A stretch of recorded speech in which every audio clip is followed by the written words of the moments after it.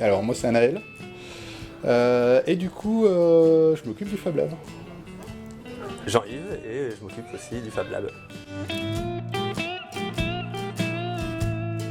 Alors, à force de bassiner le président de la sauce du CAM, de se dire que le matin, ce serait bien de faire un Repair Café et tout pour réparer des choses, etc., moi je trouvais que c'était sympa de sauter sur l'opportunité qu'il y ait une course de caisse à savon pour aider les habitants à construire leur caisse à savon et du coup créer un Fab Lab sur Misérieux afin d'aider à construire les caisses à savon.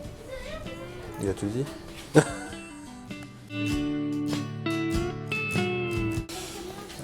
Alors pas de moi, de sûr. Moi j'ai vu ça, j'ai trouvé que l'idée était excellente. C'est moi qui ai mis la puce à l'oreille un peu à Stéphane en lui disant un jour, j'ai une idée à la con, faire une course de caisse à savon à Misérieux.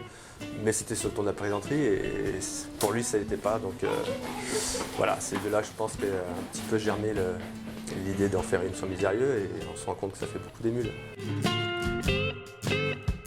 Je travaille dans la maintenance déjà. Donc j'ai quelques petites notions de bricolage. Après, on compte un petit peu sur toutes les connaissances de chacun pour pouvoir apporter chacun sa pierre à l'édifice.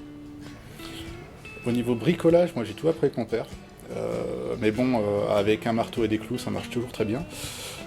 Marteau pour réparer, c'est très bien. Sinon, compétences informatiques, c'est tout. Besoin, alors, toute la partie, on va dire, roue. Alors, on va dire c'est le point de départ, des roues qui tiennent le choc.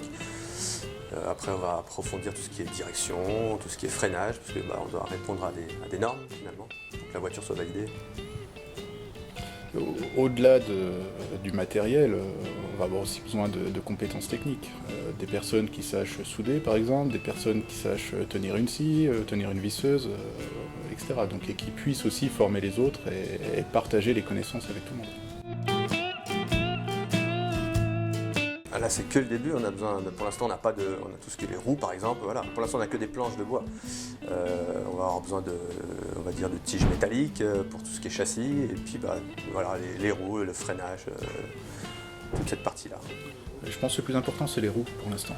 Si des gens ont des vieilles roues qui traînent chez eux, n'hésitez pas, ou des vieux vélos où on peut reprendre les roues, faut pas hésiter, ça peut servir. Je vais en faire un pour mes enfants, mais j'aurai pas le temps de...